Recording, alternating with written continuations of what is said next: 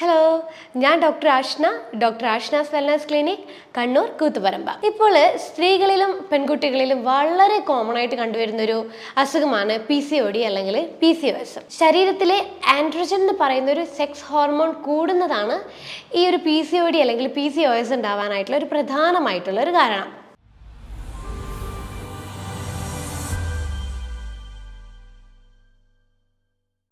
നമ്മൾ ഈ PCOD വന്നു കഴിഞ്ഞാലോ അല്ലെങ്കിൽ PCOS വന്നു കഴിഞ്ഞാലോ നമ്മൾ എപ്പോഴും ചിന്തിക്കുന്ന ഒരു കാര്യം നമ്മുടെ ശരീരഭാരത്തെക്കുറിച്ച് ആലോചിച്ചിട്ടാണ്. ചിലവർ ഈ PCOS ഉള്ളവർക്ക് ചിലവർ ശരീരഭാരം കൂടുതലായിരിക്കും. അങ്ങനെയുള്ളവർ എന്ത് ചെയ്യും? പെട്ടെന്ന് എങ്ങനെയെങ്കിലും ഡയറ്റൊക്കെ എടുത്ത് അല്ലെങ്കിൽ പട്ടിണി കിടന്നിട്ട് വെയിറ്റ് കുറയ്ക്കാൻ വേണ്ടി ശ്രമിക്കും. പക്ഷേ ഈ മെലിഞ്ഞ പ്രകൃതമുള്ള PCOD ഉള്ളവരുണ്ട്. അതായത് ശരിക്കും പറഞ്ഞു കഴിഞ്ഞാൽ രണ്ട് രീതിയിലാണ് PCOD ഉള്ളത്. ഓവർ വെയിറ്റ് അല്ലെങ്കിൽ അമിതഭാരമുള്ള PCODയും മെലിഞ്ഞിട്ടുള്ള PCODയും. പക്ഷേ ഈ അമിതഭാരമുള്ളവർക്ക് വെയിറ്റ് കുറയ്ക്കാനുള്ള കാര്യങ്ങളൊക്കെ ചെയ്യാൻ പറ്റും.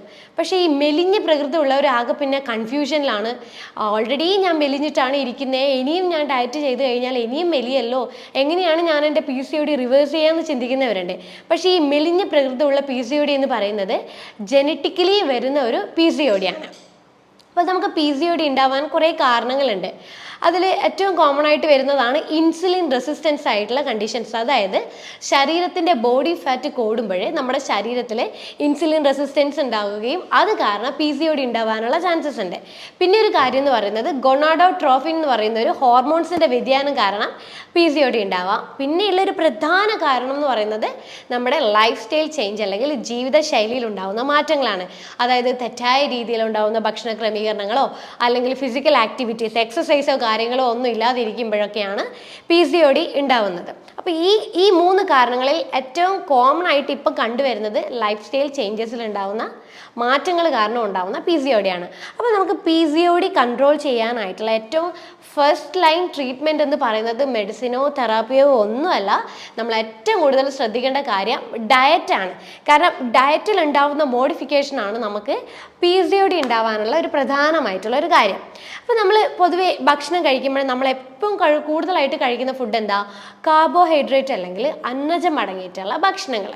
കാർബോഹൈഡ്രേറ്റ് എന്ന് പറയുമ്പോൾ ഈ രണ്ട് തരത്തിലാണുള്ളത്. അപ്പോൾ ഈ സിമ്പിൾ കാർബോഹൈഡ്രേറ്റ് അല്ലെങ്കിൽ സിമ്പിൾ അന്നജം എന്ന് പറയുന്നത് നമ്മളെപ്പോഴും ഭക്ഷണത്തിൽ ഉൾപ്പെടുത്തുന്ന ഷുഗർ, തേന്, പിന്നെ അതുപോലെ ഈ വെള്ള അരികളുണ്ടല്ലോ, പച്ചരി, അങ്ങനെയുള്ള ഐറ്റംസ്, അതുപോലെ റിഫൈൻഡ് ഫ്ലോർസ്, പിന്നെ ടിന്നിലടങ്ങിയിരിക്കുന്ന പിന്നെ ചില ഡ്രിങ്ക്സ്, ഇതൊക്കെയാണ് ഈ സിമ്പിൾ കാർബോഹൈഡ്രേറ്റ് എന്ന് പറയുന്ന ഭക്ഷണങ്ങൾ. ഈ സിമ്പിൾ കാർബോഹൈഡ്രേറ്റ് പെട്ടെന്ന് ദഹിക്കുകയും അത് പിന്നീട് ബ്ലഡിലോട്ടേക്ക് പെട്ടെന്ന് ഷുഗറായിട്ട് കൺവേർട്ട് ചെയ്യും. എന്നാൽ കോംപ്ലക്സ് കാർബോഹൈഡ്രേറ്റ് എന്ന് വെച്ച് കഴിഞ്ഞാൽ അത് പതുക്കനെ ദഹിക്കുള്ളൂ, അതുപോലെ പതുക്കനെ മാത്രമേ അത് ഗ്ലൂക്കോസ് ആയിട്ട് നമ്മൾ ബ്ലഡിലോട്ടേക്ക് കൺവേർട്ട് ചെയ്യുള്ളൂ.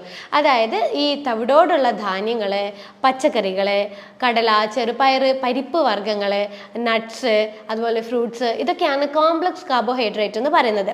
അപ്പോൾ നമ്മൾ ദിവസവും ഉപയോഗിക്കുന്ന ഈ ഗ്ലൂക്കോസ് അടങ്ങിയ അല്ലെങ്കിൽ ഈ അന്നജം അടങ്ങിയ ഭക്ഷണങ്ങൾ നമ്മൾ കഴിക്കുമ്പോഴേ നമ്മൾ പൊതുവെ 3 നേരം അന്നജം അടങ്ങിയ ഭക്ഷണം കഴിക്കുന്നവരാണല്ലോ. അപ്പോൾ സ്വാഭാവികമായിട്ടും നമ്മളെ ബ്ലഡിൽ ഗ്ലൂക്കോസിൻ്റെ അളവ് കൂടാൻ തുടങ്ങും. ഈ ഗ്ലൂക്കോസിൻ്റെ അളവ് കൂടുന്നതിനനുസരിച്ച് നമ്മുടെ ശരീരത്തിൽ ഇൻസുലിൻ്റെ അളവും അതേ കണക്കിന് കൂടാൻ തുടങ്ങും. അപ്പോൾ ഇൻസുലിൻ കൂടുമ്പോഴേ നമ്മുടെ കോശങ്ങളിൽ നീർക്കെട്ട് അല്ലെങ്കിൽ ഇൻഫ്ലമേഷൻ ഉണ്ടാക്കും. ഇതുകൊണ്ടാണ് നമുക്ക് ഇൻസുലിൻ റെസിസ്റ്റൻസ് എന്നുള്ളൊരു കണ്ടീഷനിലോട്ടേക്ക് മാറുന്നത്. ഇൻസുലിൻ റെസിസ്റ്റൻസ് വരുമ്പോഴേ ബ്ലഡിൽ കൂടുതലായിട്ട് ഇൻസുലിൻ കാണും, സ്വാഭാവികമായിട്ടും ഹോർമോണൽ പ്രശ്നങ്ങൾ ഉണ്ടാവും. ഹോർമോണൽ പ്രശ്നങ്ങളിലാണ് നമുക്ക് സെക്സ് ഹോർമോണായിട്ടുള്ള ആൻഡ്രോജൻ്റെ പ്രൊഡക്ഷൻ കൂടുകയും ഈ ഒരു കാരണം കൊണ്ട് നമുക്ക് PCOD ഉണ്ടാവുകയും ചെയ്യുന്നത്. അപ്പം നമ്മൾ എപ്പോഴും ശ്രദ്ധിക്കേണ്ട കാര്യമാണ് ഡയറ്റ് മോഡിഫൈ ചെയ്തുകൊണ്ട് നമ്മൾ PCOD റിവേർട്ട് ചെയ്യുക എന്നുള്ളൊരു കാര്യം. അപ്പോൾ എന്തൊക്കെയാണ് നമ്മൾ കഴിക്കുന്ന ഭക്ഷണത്തിൽ ഒഴിവാക്കേണ്ടതായിട്ടുള്ള ഫുഡുകൾ? ആദ്യം നമ്മൾ ശ്രദ്ധിക്കേണ്ടതാണ് പാലും ഗോതമ്പും. കാരണം പാലൊഴിച്ചിട്ടുള്ള ചായ, കാപ്പി, പിന്നെ ഈ ചോക്ലേറ്റ്സ്, ഐസ്ക്രീം, അതുപോലെ ഈ ഗോതമ്പിൻ്റെ മറ്റ് ബൈ പ്രൊഡക്ട്സ് ഒക്കെ ഉണ്ടാവുമല്ലോ, റവ, മൈദ പ്രൊഡക്റ്റുകൾ, ബേക്കറി ഐറ്റംസ്, ഇതൊക്കെ നമ്മൾ കഴിക്കുമ്പോഴേ നമ്മളെ കോശങ്ങളിൽ നീർക്കെട്ട് കൂടുതലായിട്ട് ഉണ്ടാകുകയും ചെയ്യും. ഇൻസുലിൻ റെസിസ്റ്റൻസ് എന്ന് പറഞ്ഞ കണ്ടീഷൻസ് കൂടുകയും ചെയ്യും. അത് മാത്രമല്ല പാല്, ഗോതമ്പ് എന്ന് പറയുന്നത് കാർബോഹൈഡ്രേറ്റ് കൂടിയാണ്. അതുകൊണ്ട് ഗ്ലൂക്കോസിൻ്റെ അളവ് കുറയുകയും വേണം, നീർക്കെട്ട് ഒഴിവാക്കുകയും വേണം. അപ്പോൾ ഈ 2 ഫുഡുകൾ നിർബന്ധമായിട്ട് ഒഴിവാക്കുക. പിന്നെ ഒഴിവാക്കേണ്ടതാണ് പഞ്ചസാര. നിങ്ങൾ സ്ഥിരമായിട്ട് ചായയിലോ അല്ലെങ്കിൽ ജ്യൂസിലോ എന്തിലെങ്കിലായിട്ട് നിങ്ങൾ പഞ്ചസാര ഉപയോഗിക്കുന്നുണ്ടെങ്കിൽ സ്ട്രിക്റ്റ് ആയിട്ട് പഞ്ചസാര ഭക്ഷണത്തിൽ നിന്ന് പൂർണ്ണമായിട്ട് ഒഴിവാക്കുക. കാരണം പഞ്ചസാര ഗ്ലൂക്കോസ് ആണ്, ഇൻസുലിൻ റെസിസ്റ്റൻസ് കൂട്ടും, PCOD നമുക്ക് റിവേഴ്സ് ചെയ്യാൻ ഒരിക്കലും പറ്റില്ല. പിന്നെ ഉള്ളത് റിഫൈൻഡ് ഓയിൽസ്, അതായത് സൺഫ്ലവർ ഓയിൽസ്, പാം ഓയിൽ, അങ്ങനെയുള്ള കുറച്ച് ഓയിൽസ് അവൈലബിൾ ഉണ്ടല്ലോ. ഇത് ഒരു കാരണവശാലും നമ്മൾ ഉപയോഗിക്കാൻ പാടില്ല. ഇത് ബോഡി ഫാറ്റ് കൂട്ടും, അതുപോലെ ഇൻസുലിൻ റെസിസ്റ്റൻസ് കൂട്ടും, PCOD നമുക്ക് ഒരിക്കലും റിവേഴ്സ് ചെയ്യാൻ പറ്റില്ല. പിന്നെ ഈ ബേക്കറി പ്രൊഡക്ട്സ്, ഡീപ്പ് ഫ്രൈ ചെയ്തിട്ടുള്ള ഈ ട്രാൻസ് ഫാറ്റ് അടങ്ങിയ ഫുഡുകൾ, ഇതൊക്കെ പൂർണ്ണമായിട്ട് നമ്മൾ ഭക്ഷണത്തിൽ നിന്ന് ഒഴിവാക്കാൻ വേണ്ടി ശ്രമിക്കാം. പിന്നെ നമ്മളൊരു ഡയറ്റ് ഫോളോ ചെയ്യുമ്പോൾ ആ ഡയറ്റ് എപ്പോഴും കുറച്ച് നാളുകളോളം നമ്മൾ സ്ട്രിക്റ്റ് ആയിട്ട് ഫോളോ ചെയ്യുക. അല്ലാതെ നമ്മൾ ഓവർ വെയിറ്റ് ആയിട്ടുള്ള PCOD ഉള്ള ആൾക്കാർ, അല്ലെങ്കിൽ അമിതവണ്ണമുള്ള PCOD ഉള്ള ആൾക്കാർ ഈ പട്ടിണി കിടന്നിട്ട് നമ്മൾ പിന്നെ PCOD റിവേഴ്സ് ചെയ്യണമെന്ന് വിചാരിച്ചു കഴിഞ്ഞാൽ ഒരിക്കലും നടക്കുന്ന കാര്യമല്ല. കാരണം നമ്മൾ പട്ടിണി കിടക്കുമ്പോൾ ഒരു തരത്തിലുള്ള ന്യൂട്രീഷൻസും നമ്മുടെ ബോഡിയിലേക്ക് വരില്ല. അപ്പം അങ്ങനെ ചെയ്യുമ്പോൾ നമ്മുടെ ശരീരത്തിൽ നിന്ന് ഉണ്ടാവും പോഷകാഹാരക്കുറവ് വരും. പോഷകാഹാരക്കുറവ് വന്നു കഴിഞ്ഞാൽ എഗെയിൻ അത് പിന്നെയും ഹോർമോണൽ ഇംബാലൻസ് ക്രിയേറ്റ് ചെയ്യും, ഇൻസുലിൻ റെസിസ്റ്റൻസ് പ്രശ്നങ്ങൾ കൂടും, PCOD പിന്നെയും കൂടാൻ തുടങ്ങും. എന്നല്ലാതെ ഒരിക്കലും PCOD നമ്മൾ പട്ടിണി കിടന്നത് കൊണ്ടോ അല്ലെങ്കിൽ ഫുഡ് മൊത്തത്തിൽ സ്കിപ്പ് ചെയ്തുകൊണ്ടോ നമുക്ക് ഒരിക്കലും PCOD റിവേഴ്സ് ചെയ്യാൻ പറ്റില്ല. അതുകൊണ്ട് നമ്മളൊരു ഡയറ്റ് ഫോളോ ചെയ്യുമ്പോൾ അതിൻ്റേതായിട്ടുള്ളൊരു ശരീരത്തിന് ആവശ്യമുള്ള ഫുഡുകൾ ഏതാണെന്ന് നോക്കുക, ശരീരത്തിന് വേണ്ടാത്ത ഫുഡുകൾ ഏതാണെന്നുള്ളത് നോക്കുക, ശരീരത്തിൽ കഴിക്കേണ്ട ഫുഡുകൾ ഏതൊക്കെ കുറക്കണം എന്നുള്ളത് നോക്കുക.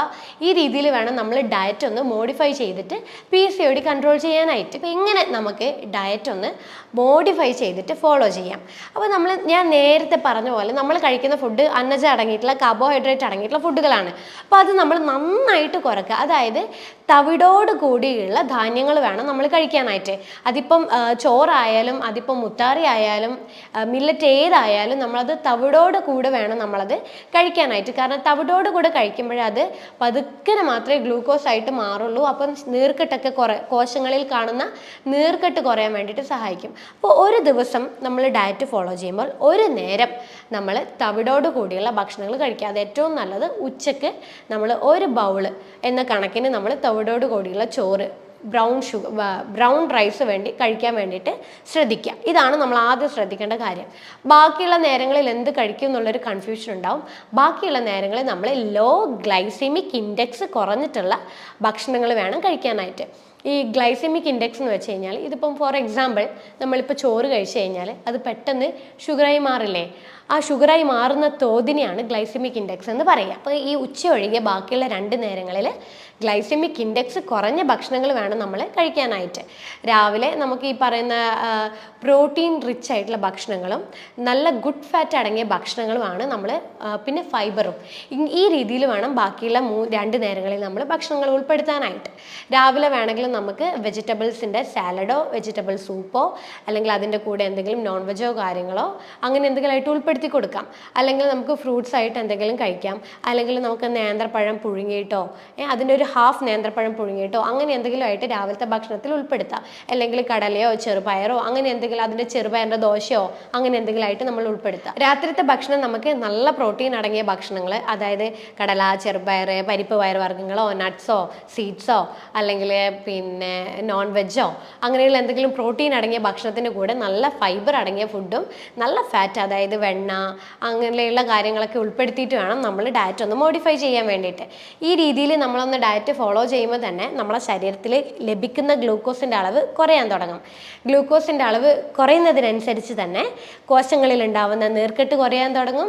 സ്വാഭാവികമായിട്ടും ഹോർമോൺസ് ഇംബാലൻസ് ആയി കിടക്കുന്നത് കുറയാൻ തുടങ്ങും. സ്വാഭാവികമായിട്ടും നമുക്ക് PCOD പതുക്കനെ റിവേഴ്സ് ചെയ്യാൻ തുടങ്ങും. ഈ PCOD ഉണ്ടായിക്കഴിഞ്ഞാൽ നിങ്ങൾക്ക് അറിയാലോ, നമ്മുടെ ശരീരത്തിൽ കുറേയധികം ലക്ഷണങ്ങളായിട്ടാണ് ഉണ്ടാകുക. ആദ്യം തന്നെ കാണിക്കുന്നത് പീരീഡ്സ് ഇറഗുലർ ആയിട്ട് വരിക എന്നുള്ളൊരു കാര്യമാണ്.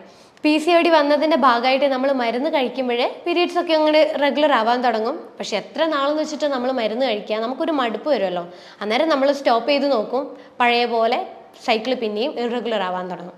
അപ്പോൾ ആദ്യത്തെ ലക്ഷണം എന്ന് പറയുന്നത് PCODയുടെ ഇറഗുലർ ആയിട്ട്, അതായത് മാസം തെറ്റായിട്ട്, അതായത് ഈ മാസം വന്നു കഴിഞ്ഞാൽ നെക്സ്റ്റ് മന്ത് ഉണ്ടാവില്ല, അങ്ങനെ മാസങ്ങളോളം ഗ്യാപ്പ് ആയിട്ടായിരിക്കും ആദ്യത്തെ പീരീഡ്സ് ഇങ്ങനെ വരാൻ തുടങ്ങുന്നത്.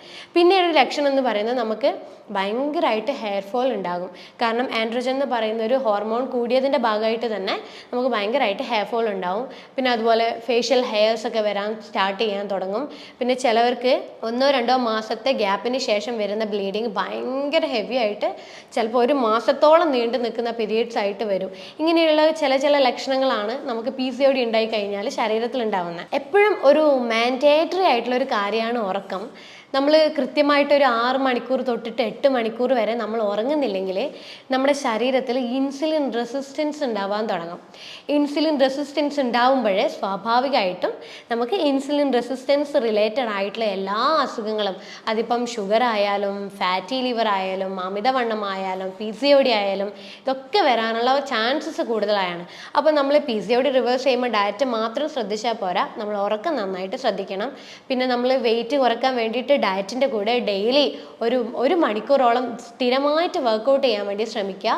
അതായത് നമ്മൾ വർക്കൗട്ട് ചെയ്യുമ്പോൾ ഒരു ആഴ്ചയിൽ 2 തവണ ഒരു ഹെവി ആയിട്ടുള്ള വർക്കൗട്ടും ബാക്കിയുള്ള ദിവസങ്ങളിൽ ഒരു ലൈറ്റ് ആയിട്ടുള്ള വർക്കൗട്ടും 1 മണിക്കൂറോളം നടത്തം, അങ്ങനെയുള്ള കാര്യങ്ങളൊക്കെ ഉൾപ്പെടുത്തുമ്പോഴേ നമ്മുടെ ശരീരത്തിലെ ഗ്ലൂക്കോസ് അടിഞ്ഞു കൂടിയിരിക്കുന്നത് കുറയാൻ തുടങ്ങും, ഇൻസുലിൻ കൂടിയിരിക്കുന്നത് കുറയാൻ തുടങ്ങും, ഇൻസുലിൻ റെസിസ്റ്റൻസ് കുറയും, PCOD റിവേഴ്സ് ആവാൻ തുടങ്ങും. സ്വാഭാവികമായിട്ടും നാച്ചുറലി എല്ലാ മാസവും 28 ദിവസം തൊട്ടിട്ട് 32ാമത്തെ ദിവസത്തിനുള്ളിൽ നമുക്ക് സൈക്കിള് കൃത്യമായി വരാനും തുടങ്ങും, നമ്മുടെ ബ്ലഡ് ഫ്ലോ കറക്റ്റ് ആവാനും തുടങ്ങും. പൊതുവേ ഈ PCOD വന്നു കഴിഞ്ഞാൽ നമ്മൾ എടുക്കുന്ന ഒരു മെഡിസിനാണ് മെറ്റ്ഫോമിൻ. അതായത് ഇൻസുലിൻ റെസിസ്റ്റൻസ് കുറയ്ക്കാൻ വേണ്ടി എടുക്കുന്ന ഒരു മെഡിസിനാണ് മെറ്റ്ഫോമിൻ. അപ്പോൾ നമുക്ക് ഈ മെറ്റ്ഫോമിൻ തന്നെ എടുക്കുന്നത് നമുക്ക് ശരീരത്തിന് മറ്റ് വലിയ ദോഷഫലങ്ങളൊക്കെ ഉണ്ടാകും. അപ്പോൾ ഈ ഇൻസുലിൻ റെസിസ്റ്റൻസ് കുറയ്ക്കാൻ വേണ്ടി നമുക്ക് സപ്ലിമെൻറ്റേഷൻ ചെയ്യുന്നത് വളരെ എഫക്റ്റീവ് ആയിട്ടുള്ളൊരു കാര്യമാണ്. അതായത് omega-3 ഫാറ്റി ആസിഡ് നമ്മൾ കഴിക്കുന്നത് നമ്മുടെ ശരീരത്തിന് നല്ല കൊളസ്ട്രോൾ കൂടുകയും ഇൻസുലിൻ റെസിസ്റ്റൻസ് കുറയാനും വേണ്ടിയിട്ട് ഒത്തിരിയധികം സഹായിക്കും. അതുപോലെ തന്നെ ബെർബറിൻ എന്ന് പറയുന്നൊരു സപ്ലിമെൻ്റ് ഉണ്ട്, അത് ഈ മെറ്റ്ഫോമിന് പകരം നമുക്ക് എടുക്കാൻ പറ്റുന്നതാണ്. അത് ഇൻസുലിൻ റെസിസ്റ്റൻസ് കുറയ്ക്കും, കൊളസ്ട്രോളിൻ്റെ അളവ് കുറയ്ക്കും, ശരീരത്തിൽ അതുപോലെ വെയിറ്റ് കുറയാൻ വേണ്ടിയിട്ട് സഹായിക്കും. അതുകൊണ്ട് തന്നെ ബെർബറിൻ എന്ന് പറയുന്നൊരു സപ്ലിമെൻറ്റ് നമുക്ക് ഇൻസുലിൻ റെസിസ്റ്റൻസ് കുറയാൻ വേണ്ടിയിട്ട് സഹായിക്കുന്നുണ്ട്. അപ്പോൾ ഈ 2 സപ്ലിമെൻറ്റ് നിങ്ങൾ ഉൾപ്പെടുത്തുക ഈ ഡയറ്റിൻ്റെ കൂടെ. അപ്പോൾ കുറച്ചുകൂടെ ഫാസ്റ്റായിട്ട് നിങ്ങൾക്ക് PCOD റിവേഴ്സ് ചെയ്യാൻ പറ്റുന്നതാണ്. പിന്നെ ഒരു നല്ലൊരു മെത്തേഡ് ഞാൻ പറഞ്ഞുതരാം. വീട്ടിലിരുന്നുകൊണ്ട് തന്നെ നമുക്ക് ഫോളോ ചെയ്യാൻ പറ്റുന്ന ഒരു ഈസി ആയിട്ടുള്ള ഒരു മെത്തേഡ്. അത് വേറെ ഒന്നുമല്ല, സീഡ് സൈക്കിൾ എന്നാണ് ഇതിന് പറയുക.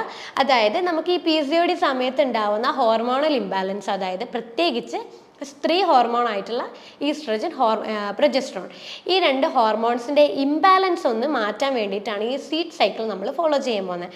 അതായത് പീരീഡ്സിൻ്റെ ഫസ്റ്റ് ദിവസം തൊട്ടിട്ട് 14 ദിവസത്തോളം 1 ടേബിൾ സ്പൂൺ ഫ്ലാക്സീഡ് രാവിലെ ജസ്റ്റ് ഒന്ന് ചൂടാക്കി പൊടിച്ചിട്ട് കഴിക്കുക. അതുപോലെ 1 ടേബിൾ സ്പൂൺ പംകിൻ സീഡ് വൈകുന്നേരം കഴിക്കുക. ഇതൊരു 14 ദിവസത്തോളം ഒരു റൊട്ടീൻ പോലെ നമ്മൾ ഫോളോ ചെയ്യുക. പിന്നെ 15ാമത്തെ ദിവസം തൊട്ട് 28ാമത്തെ ദിവസം വരെ നമ്മൾ 1 ടേബിൾ സ്പൂൺ എള്ളും 1 ടേബിൾ സ്പൂൺ സൺഫ്ലവർ സീഡും ഓരോന്നും ഓരോ നേരമായിട്ട് കഴിക്കാം.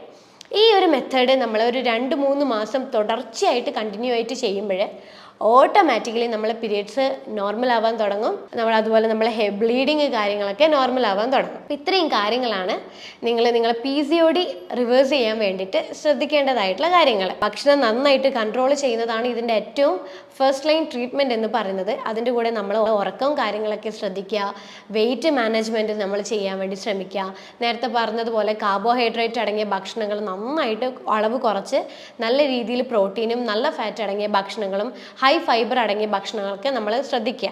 കാരണം ഇത് ചെയ്യുമ്പോൾ മാത്രമേ ഇൻസുലിൻ റെസിസ്റ്റൻസ് നമ്മുടെ ശരീരത്തിൽ കുറയ്ക്കാനും PCOD നമുക്ക് ഈസി ആയിട്ട് റിവേഴ്സ് ചെയ്യാനും പറ്റുന്നത്.